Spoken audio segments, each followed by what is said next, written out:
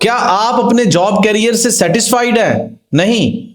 या फिर दूसरे तरीके से मैं ऐसे पूछ सकता हूं कि यार, क्या आपकी कंपनी के अंदर आप एक साइलेंट परफॉर्मर हैं, लाइक आप सब कुछ कर रहे हैं लेकिन आपका बॉस आपको बिल्कुल प्रेज नहीं कर रहा? या फिर ऐसे कि यार आप किसी कंपनी में जॉब कर रहे हैं, आप सेटिस्फाइड भी हैं, बॉस भी बहुत अच्छा है, लेकिन पिछले 2 साल में अगर आप देखें तो आपका कोई भी सैलरी इंक्रीमेंट नहीं लगा। वाह वाह वाह वाह, क्या बड़ी बात है, हाँ?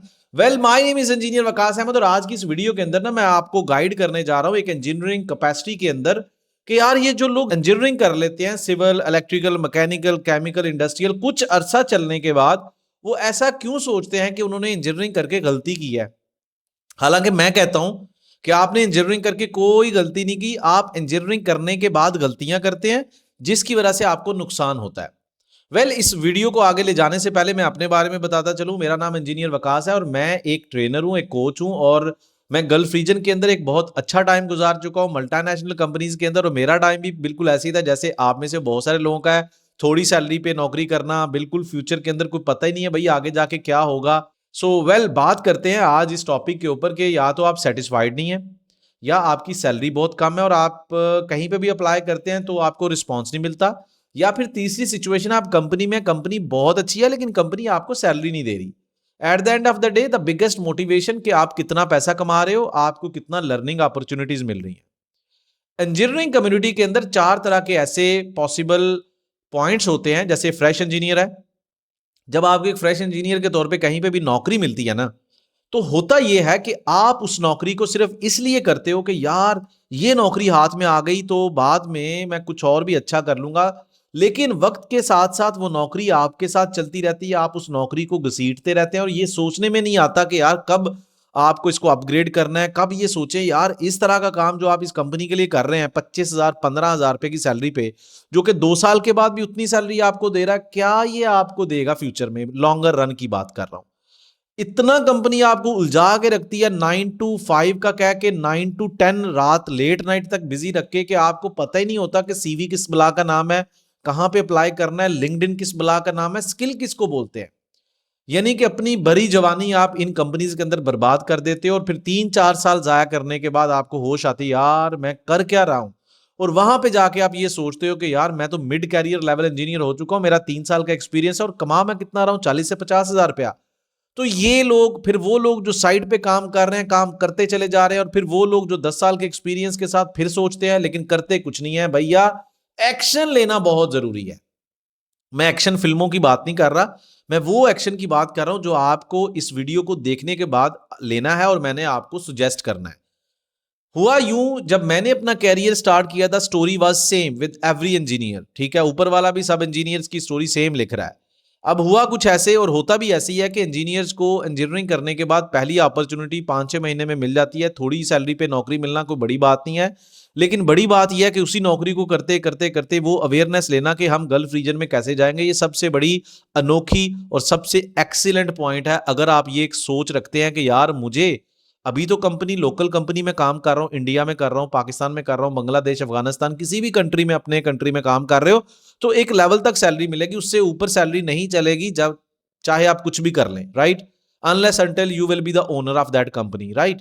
अब करना कुछ ऐसे है कि आपने अपने लिए लॉन्गर रन के अंदर, इन्हीं 1-2 सालों के अंदर, जब भी आप वीडियो देख रहे हैं इसी 1-2 महीने के अंदर स्ट्रैटेजी शुरू कर देनी है कि भाई मुझे अब गल्फ रीजन में कैसे जाना है। गल्फ रीजन की बात करूं तो मेरे बहुत सारे ऑडियंस को ये नहीं पता होगा, तो मैं रिपीट करता रहता हूं। गल्फ रीजन में आता है आपका यूएई, जिसमें 7 स्टेट्स हैं, Dubai, Abu Dhabi, Ajman, Sharjah, और इसके साथ और भी हैं। यूएई एक डिफरेंट कंट्री है, सऊदी अरब डिफरेंट है, कतर, बहरेन, कुवैत, ओमान, ठीक है। ये कंट्रीज के अंदर ना ऑयल एंड गैस बहुत ज्यादा और कंस्ट्रक्शन के प्रोजेक्ट बहुत ज्यादा है, इसलिए ये कंपैरेटिव टू जितना आपको अपने कंट्री के अंदर पैसा मिलता है उससे ज्यादा ये सैलरी देते हैं, और ज्यादा डबल नहीं, 5-6 गुना ज्यादा सैलरी देते हैं। अगर मान लो कि एक मिड कैरियर लेवल बंदा अपने कंट्री में 60,000 रुपया कमा रहा है ना, तो इन कंट्रीज में 6 लाख रुपए सैलरी भी मिल सकती है और मल्टीनेशनल कंपनी में काम करने का मौका अलग से, अच्छा लाइफस्टाइल अलग से, with the passage of time आप वहां पे अपनी फैमिली भी लेके जा सकते हैं, राइट? और इसके साथ साथ अब करना क्या होगा? पहले नंबर पे अवेयरनेस है, जो कि हमने कसम खाई है, हमें अवेयरनेस नहीं लेनी। द सेकेंड इंपॉर्टेंट थिंग कि स्किल सीखना। इन कंट्रीज के अंदर आप वैसे मुंह उठा के अपनी सीवी को कुछ भी मतलब किए बगैर अगर आप अप्लाई करते हैं तो आपको कोई रिस्पॉन्स नहीं मिलेगा। This is sure short thing. आपको सबसे पहले अवेयरनेस के साथ साथ स्किल सीखना है। उन कंट्रीज के अंदर किस तरह के स्किल्स की डिमांड है। अगर आप इंजीनियरिंग कम्युनिटी से ताल्लुक रखते हैं तो project management is the most prioritize skill set. Fresher हैं तब भी सीख सकते हैं, मिड कैरियर, सीनियर, साइट जो भी हैं, डिप्लोमा होल्डर हैं, बीटेक है, जो भी हैं, आप प्रोजेक्ट मैनेजमेंट को सीख सकते हैं। अब देखा जाए प्रोजेक्ट मैनेजमेंट एक बहुत बड़ी टर्म है, ठीक है।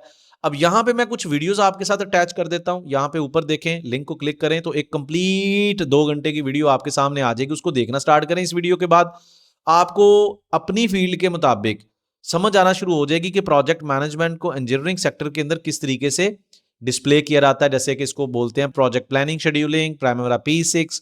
तो ये जो वीडियो मैंने अटैच की थी ना ऊपर लिंक के तौर पे, उसको देखेंगे तो आपको 2 घंटे में काफी अच्छा आइडिया हो जाएगा। दूसरी चीज ये होती है इस तरह के स्किल की डिमांड क्यों है, क्योंकि आए दिन नए प्रोजेक्ट्स लग रहे हैं। गल्फ रीजन में जो भी कंपनीज ऑपरेट कर रही हैं, दे आर थिंकिंग कि वी नीड स्किल्ड पीपल।